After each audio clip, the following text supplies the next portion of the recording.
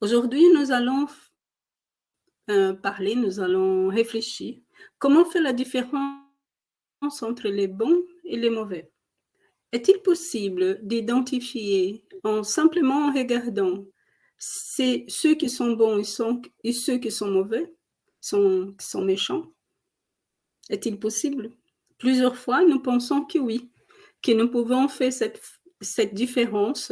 Nous pouvons faire la différence entre ceux-là sont des bonnes personnes et ceux-là sont des mauvaises personnes. Qu'est-ce que c'est être une bonne personne? Une bonne personne, est-ce une personne qui dit de bonnes choses? C'est une personne qui nous aide? Est-ce que c'est une personne qui nous entend? Est-ce que c'est une personne qui nous donne l'attention?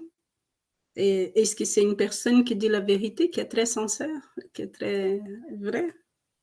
Ou est-ce que c'est une personne qui dit non, je ne vais pas accepter ta demande parce que ça ne me fait pas de bien, cette demande-là.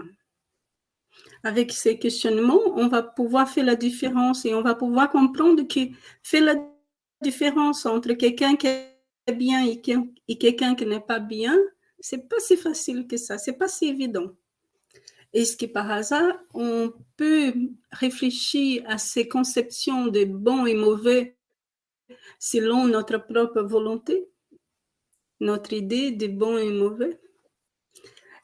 Si une personne, elle est sincère avec moi, qui me dit la vérité, est-ce que c'est une mauvaise personne ou c'est une bonne personne? Ou est-ce que c'est une personne qui me dit non parce qu'elle se sent, elle a sent ce que je demande, ça va lui porter préjudice? Est-ce que c'est une bonne personne ou une mauvaise personne? Est-ce que parce qu'elle me dit non, est-ce que je vais lui dire, je vais le marquer comme une mauvaise personne? Bon et mauvais, c'est deux conceptions de la vie. C'est deux façons de voir la vie. Et la majorité du temps, nous pensons plus à utiliser l'un contre l'autre. Moi, je suis une bonne personne. Les autres sont mauvais. On va parler d'une histoire née au XVIIIe siècle qui a commencé ici en France, qui était ici en France. C'est l'histoire d'un homme mauvais et une femme qui elle était très bonne. Elle est égoïste et froide. Elle est belle, très gentille et avait un bon cœur. Il sait qu'il fait des exigences. Il ne sait pas demander. Et elle répond non à chaque fois. Vous connaissez l'histoire de la belle et la bête. Mais on va regarder un peu plus près cette polarité de bon et de mauvais. Si on regarde un peu plus attentivement, on va voir que lui, il souffre parce qu'il ne sait pas demander de l'aide. La seule façon qu'il connaît, c'est en criant et en exigeant. De l'autre côté, elle a confiance en elle et elle sait dire non.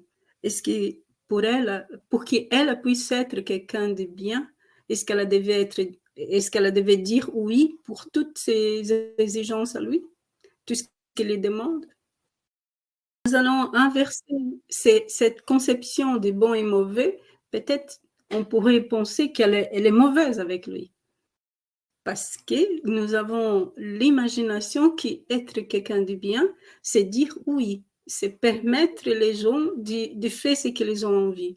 Et ça, c'est la façon que nous avons de la bonté, toujours dire oui pour tout. Parce que dans cette conception-là, quand je dis non, c'est parce que je suis en train d'être égoïste avec l'autre. C'est l'image que nous avons dans notre tête. Et là, je serai classée comme une mauvaise personne. Comment nous pouvons savoir si nous sommes quelqu'un de bien, si nous sommes en train d'être quelqu'un de bien ou quelqu'un de mauvais? Est-ce que peut-être les deux polarités, la question ne se poserait pas comme les deux polarités font partie d'une seule tout? Nous allons raconter une autre histoire bien ancienne, racontée par un maître de l'Orient. Alors, il y a eu tout un champ de blé qui commençait à naître, qui commençait à pousser. Et la nuit, il y a eu un homme méchant qui est venu et a jeté de l'ivraie. Et avec le temps, le blé et l'ivraie ont poussé ensemble. les travailleurs de champ, quand ils ont vu qu'étaient mélangés le vrai et le bon gré, ils ont été étonnés, ils sont allés parler au maître de champ. Que ferons-nous? Livrer et mélanger au bon grain. Alors, le maître de champ, il a dit, on va attendre que les deux semences poussent, les deux plantes puissent pousser, et là, on pourra faire la différence entre le bon grain et l'ivraie. Parce que si nous enlevons tout de suite l'ivraie, le blé, il va sortir avec, il va partir avec. On ne sait pas faire trop la différence. Gardez ça dans la tête qu'elle va retourner, il va raconter l'histoire, la fin. Donc, l'ivraie, il ressemble beaucoup au blé. Quand il pousse, il vole de blé les nutriments de la terre et de l'eau.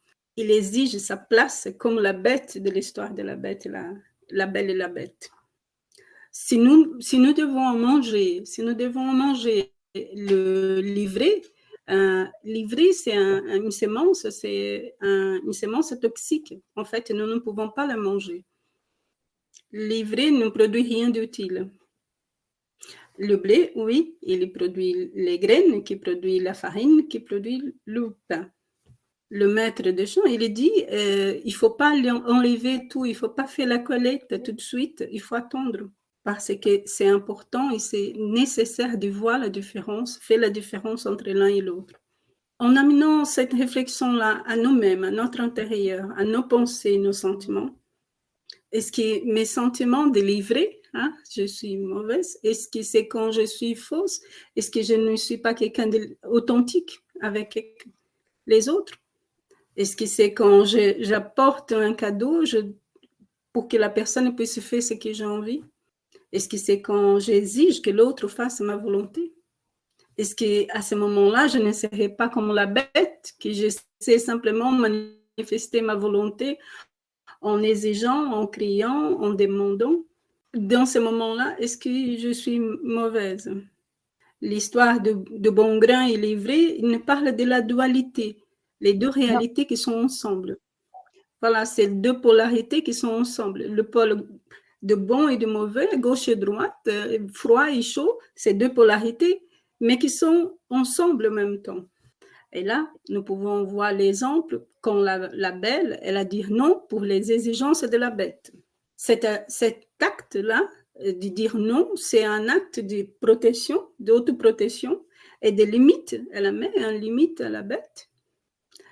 Elle met la limite pour la bête, mais elle met aussi une limite au blé, au grain, au livret, pardon, à l'ivraie qui avance aussi, qui vient vers elle.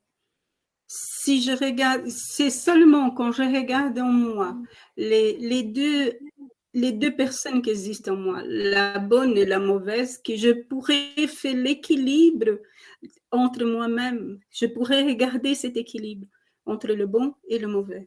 Quand je dis non et que je mets cette limite-là, et je pense à ma protection, je pense à me protéger, j'aide l'autre à réfléchir aussi. À la fin de l'histoire, de bon grain de blé et livré, c'est que l'ivraie, elle peut être arrachée, elle peut être brûlée et peut être transformée. Et aujourd'hui, nous savons que si on prend les semences de l'ivraie, les grains de l'ivraie, et que nous la brûlons, que nous la macérons, que nous la moulons, elle perd sa toxicité. On ne va pas réussir à enlever l'ivraie de nous, à l'intérieur de nous-mêmes. Nous pouvons les transformer, les brûler, pour qu'ils puissent devenir quelque chose de bon. Et à la fin de l'histoire de la belle et la bête, la bête, en recevant des noms, et la limite qu'elle allait elle a fini pour devenir un beau prince charmant. La polarité de la belle et la bête est en nous-mêmes. Nous sommes nous-mêmes, belle et bête en même temps. Qui notre bon côté, que votre bon côté puisse se transformer le mauvais côté en prince et en princesse.